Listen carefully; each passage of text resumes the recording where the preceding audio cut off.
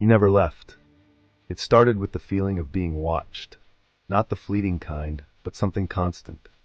Something that lingered in the back of my mind even when I was alone in my apartment, blinds drawn, doors locked.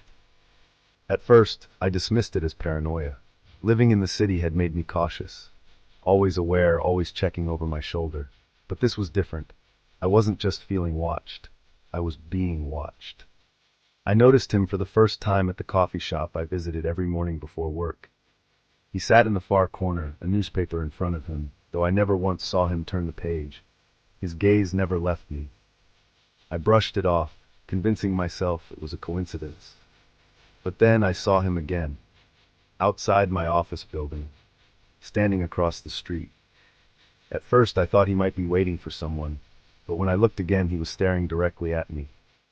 I told myself it was in my head, that people shared roads all the time, but the uneasy feeling in my stomach wouldn't go away. Then the texts started. At first they were vague. "You look beautiful today. I love that blue dress on you." But then they became more specific. "You should lock your door when you get home." My hands trembled as I read that last message, my breath shallow. How did he know I hadn't locked my door yet? Heart hammering, I bolted across the room and twisted the deadbolt shut. I checked every window, every closet, every dark corner where someone could be hiding. Nothing. Still, I didn't sleep that night. Days passed, and I started seeing him everywhere. At the grocery store, on my walk home. Once outside my apartment building, standing just far enough away to avoid suspicion. I tried to tell myself I was imagining it, that I was overreacting, but deep down I knew the truth. He wasn't just watching me, he was following me. Then came the notes. The first was taped to my car window. "You have such a sweet laugh." The second was inside my mailbox. "I love the way you sleep." My hands trembled as I crumpled the note, bile rising in my throat. How did he know how I slept?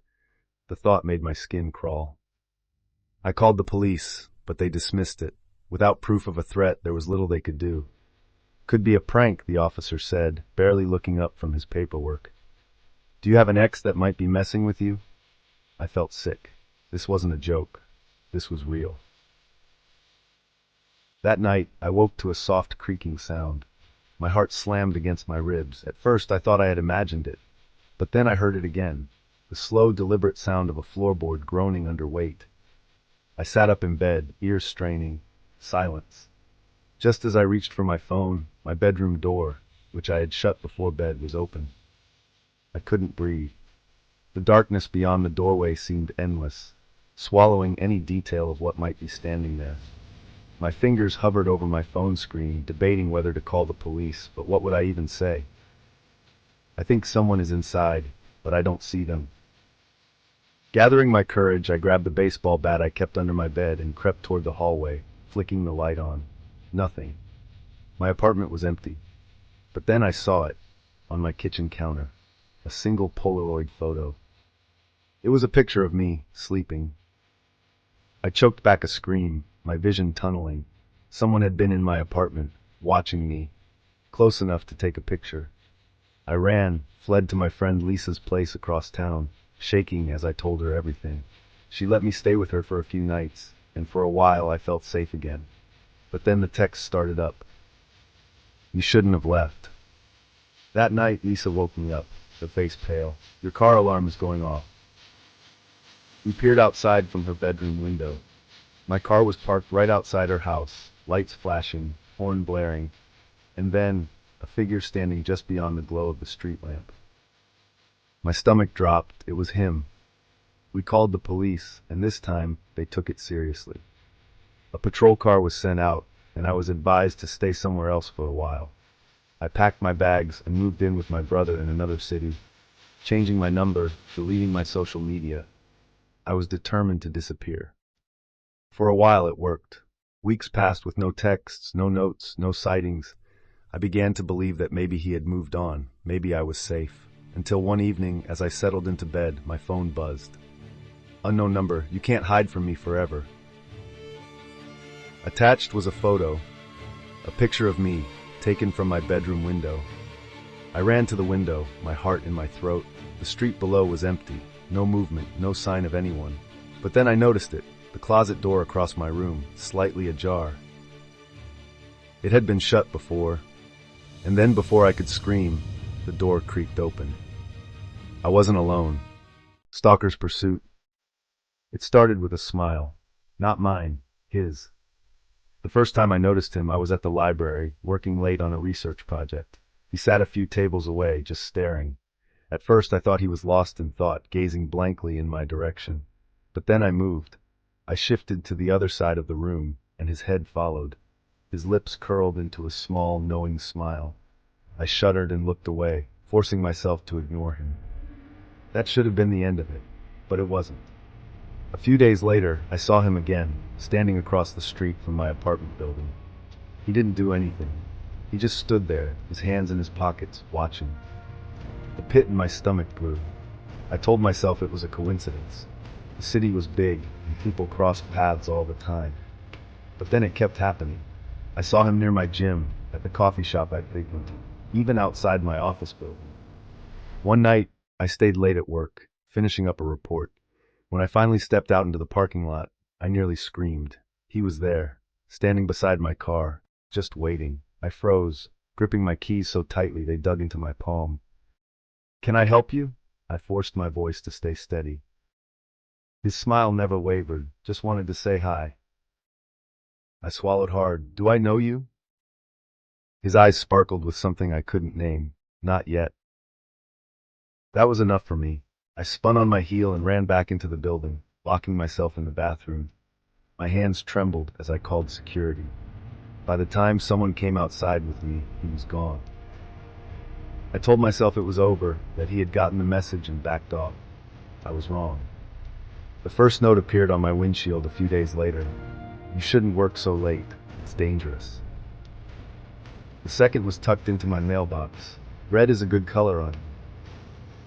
I started seeing him in my dreams. I'd wake up drenched in sweat, heart racing, convinced I had heard something outside my window. The paranoia consumed me. I checked my locks twice, sometimes 3 times before bed. I stopped going anywhere alone. I even bought a can of pepper spray, keeping it in my pocket at all times. Then one night, I heard it. Scraping. At first I thought it was just a tree branch brushing against my window. But then I heard it again. Slow, deliberate scraping, as if someone was dragging their fingernails across the glass. I bolted upright in bed, my blood turning ice cold. I didn't want to look, but I had to. Trembling, I reached for my phone and turned on the flashlight. Slowly, I lifted my head and aimed the light at the window. He was there, pressed against the glass, his face inches from mine, breath fogging up the surface, smiling. I screamed and stumbled backward, nearly falling off the bed. My phone slipped from my hands, landing with a dull thud on the carpet. By the time I grabbed it again and turned the light back on, he was gone. I called the police. They searched the area, but found nothing. No footprints, no evidence, like he had never been there. But I knew the truth. He was always there, watching, waiting. I packed my bags and left town the next morning. I moved halfway across the country, changed my number, deleted my social media. It took months before I stopped looking over my shoulder, before I could sleep through the night without waking in terror. Then, one evening, as I was getting ready for bed, my phone buzzed with a new text. "Unknown number, did you miss me?" Attached was a photo, a picture of me, standing at my new front door. He had found me. The man in the window. I never believed in ghosts. Not really. Strange things happen, sure, but there's always an explanation. At least that's what I used to think. But after what happened in the fall of 2017, I don't well anymore. It started when I moved into a small one-bedroom apartment in an old building on the outskirts of town. The place was cheap, quiet, and close to work. Everything I needed. The landlord, an older woman with tired eyes and a permanent frown, handed me the keys with an odd warning. "Don't keep the curtains open at night." I chuckled. Her expression darkened. "Just don't." I assumed she was just being superstitious, maybe paranoid. Old buildings always come with ghost stories, right? I didn't think much of it. The first few nights were uneventful. I worked late shifts, came home exhausted, and barely had time to do more than eat and collapse into bed. But then one night, something changed. I had just finished a late dinner and was scrolling through my phone when I felt it. A strange sensation, like I was being watched. I glanced at the window. Outside, beyond the dimly lit street, a man was standing on the sidewalk. He wasn't moving, just standing there, staring. A chill ran down my spine. I lived on the second floor. I shook my head, trying to dismiss the unease creeping into my bones. It had to be a trick of the light, a shadow cast from a tree or a parked car. But when I looked again, he was still there. Tall, motionless. His face was obscured in the darkness, but I could feel his eyes on me.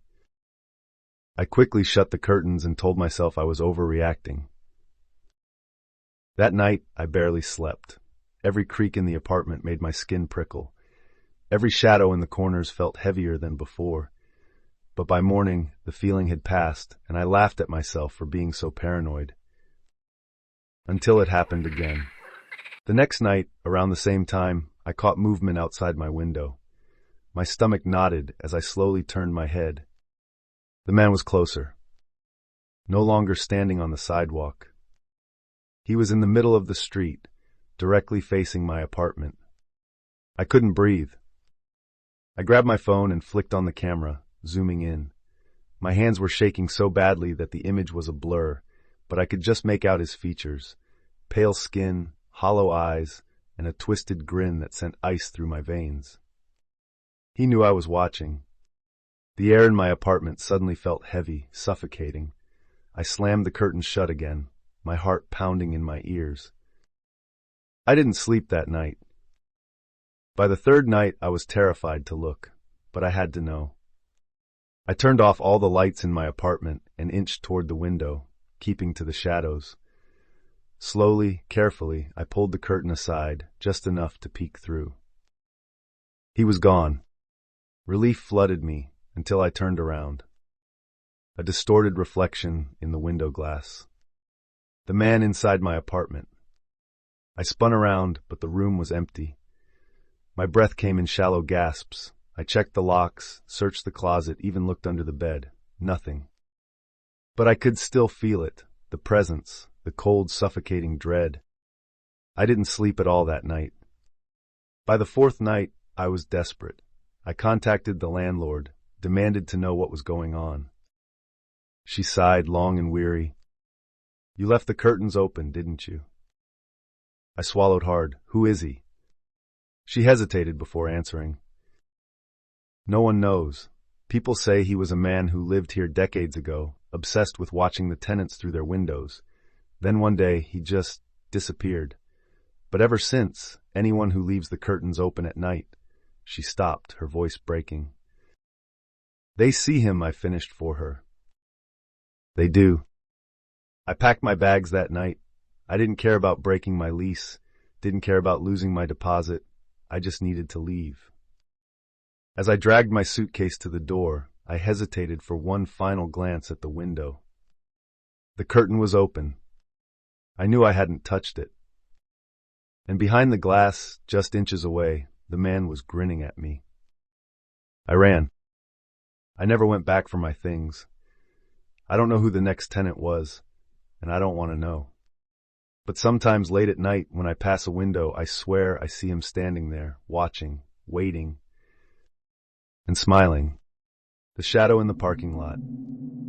I first noticed him in the grocery store parking lot.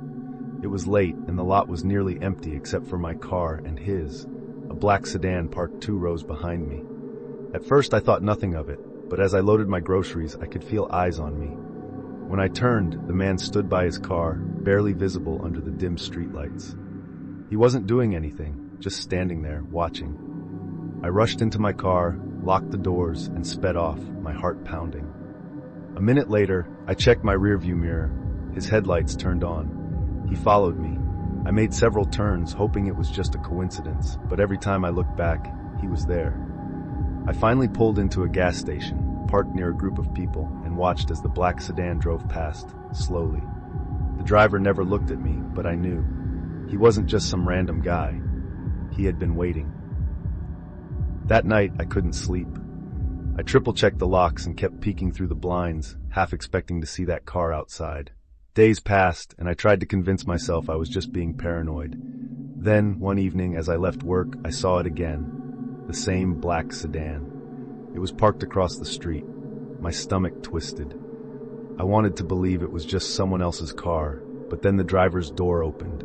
The same man stepped out, standing completely still, watching me. My boss came out a moment later, breaking the eerie silence, and just like that, the man got back into his car and drove off. I didn't tell anyone. I didn't want to sound crazy. But the following morning, there was a sticky note on my windshield. 5 simple words, written in jagged handwriting. I like the red dress. My blood turned to ice. I had worn a red dress yesterday. That was when I called the police. They took my report, but said there wasn't much they could do unless he actually did something. That night, as I lay in bed, my phone buzzed. An unknown number, a text message.